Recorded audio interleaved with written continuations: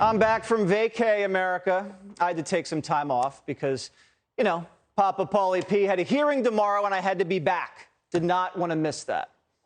And by the way, when I used to take time off before, the biggest question I got was, could you reach across the table and smack Juan Williams for me?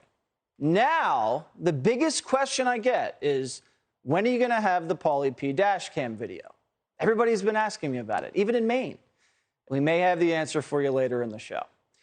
But while I was away in the beautiful state of Maine, surrounded by my liberal family members, I couldn't stop thinking about the Mar-a-Lago raid.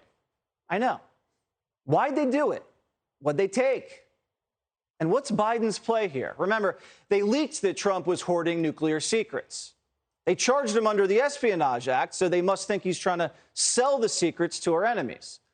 So I had the team here at Primetime do some digging because I kept thinking about how sloppy Bill Clinton was. And then we came across this old doozy. President Bill Clinton actually lost the nuclear football. General Hugh Shelton says in the year 2000, the Clinton White House lost the presidential codes needed to launch nuclear weapons. In his newly released memoirs, General Shelton writes, the codes were actually missing for months. This is a big deal, a gargantuan deal, and we dodged a silver bullet. So we couldn't launch nukes for months because Slick Willie fumbled the nuclear football. Maybe left it in some mistress's hotel room. And then he covered it up. When the Pentagon would ask to see the codes, Bill would say he's too busy or I'm in an important meeting with Monica. When officials eventually figured out that they were missing, nothing happened. No coverage, no leaks. They didn't raid his house in Arkansas to see if he was selling the codes to the Chinese. When it comes to classified docs, Clinton was the worst. He sent his top advisor into the National Archives on a search and destroy mission. A member of the presidential materials staff reported that he saw Berger stuff something that looked like white papers inside of his pants and into his socks. He also smuggled original documents out of the building and stashed them at a construction site across the street. Eventually, he returned for the documents, took them to his office, and destroyed them by cutting them into little pieces. The documents that Berger was examining and stealing were related to the Clinton administration's response to terrorist threats. So the guy had Al-Qaeda documents stolen, put them in a construction site, and then sliced them up with scissors? And then he paid a fine and did community service. That's it. No scandal.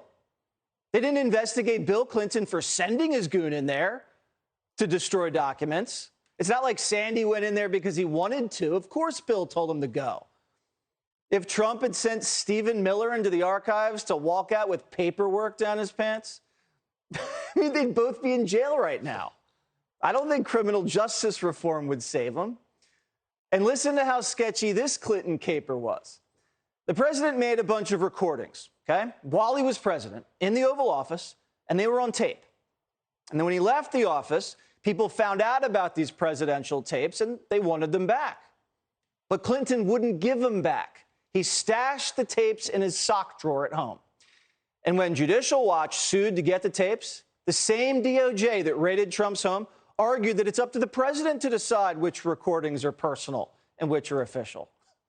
And the judge dismissed the lawsuit, and Clinton kept the tapes. Is anybody paying attention here? The Clintons are part of the establishment. They get special treatment. Trump's not. He gets treated like a criminal. And they've been trying to take him down since the beginning. The illegal spying on the campaign, throttling his presidency with special counsel investigations, 2 impeachments, a show trial.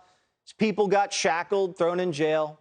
But he was still standing, beating Joe in the polls. So they went to plan B. Bust into his home and just start grabbing.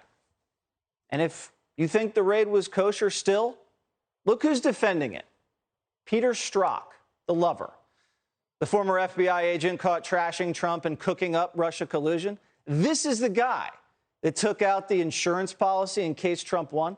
Listen to him on CNN say how this raid was nothing, and the FBI treated Hillary really tough. First off, there was more than a year-long investigation, extraordinarily intrusive, into former Secretary of State Hillary Clinton at the time she was running for president of the United States. So I don't want to hear that this is some sort of one-sided Department of Justice or FBI. extraordinarily intrusive? The feds came over to Chappaqua and had lunch. They handed out immunity deals like candy. They didn't storm in with guns blazing and rifle through Bill's sock drawer, which they probably would have found the tapes. Clinton destroyed evidence with acid and hammers. Did Trump bleach the love letters from Little Rocket Man? No. He kept them padlocked in a room like the feds told him to. You still don't believe me that this raid was not on the up and up? Look at the people involved. FBI agent who visited Mar-a-Lago back in June and told Trump to lock up the docks. Guy named Jay Bratt. He also happens to be a Democrat donor who helped Robert Mueller with the fake Russia investigation. That's who they sent down to Mar-a-Lago. And the guy's leaking like crazy to his buddy David Loffman, who's running cover for the raid. Watch this. The fact that he had SCI material out in the wild, so to speak, at risk, is particularly stunning and particularly egregious. There was, in fact, sufficient probable cause to carry out this search. It completely validates the search warrant. It completely validates the government's investigation. Oh, and then you have FBI intelligence analyst Brian Auten. Ever heard of him? He's the guy that helped bury the laptop before the last election. He's the guy who was disciplined for cooking up phony warrants to spy on the Trump campaign and for pushing the dossier. You ready? According to Real Clear Investigations, this guy Auten is about to be put on the Trump case. Why?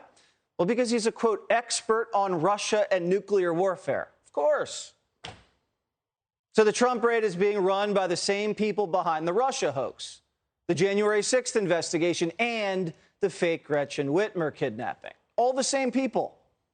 And by the way, that first Gretchen Whitmer case, the one that got tossed out because of a hung jury, because it was entrapment.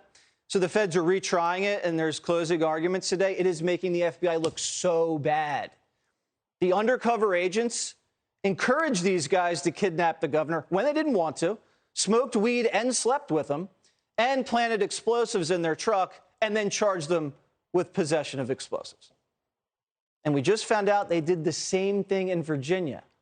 An FBI informant tried to get a disabled vet to assassinate Northam, that blackface governor.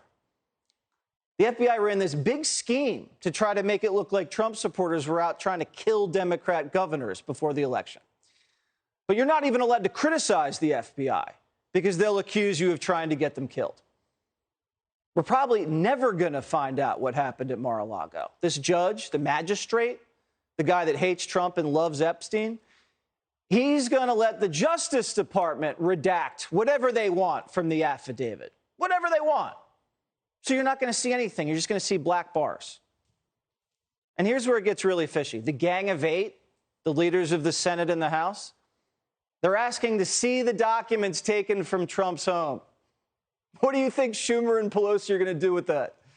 They're just going to leak and spin lies about it.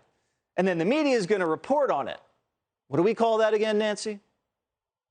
You demonize, and then we call it the wrap-up smear. If you want to talk politics, you call it the wrap-up smear. You smear somebody with falsehoods and all the rest, and then you merchandise it.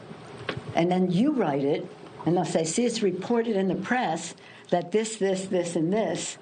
So they have that validation that the press reported the smear, and then it's called the wrap-up smear. Now I'm going to merchandise the press's report on the smear that we made. And it's a tactic, and it's self-evident. Hey, Sean Hannity here. Hey, click here to subscribe to Fox News YouTube page and catch our hottest interviews and most compelling analysis. You will not get it anywhere else.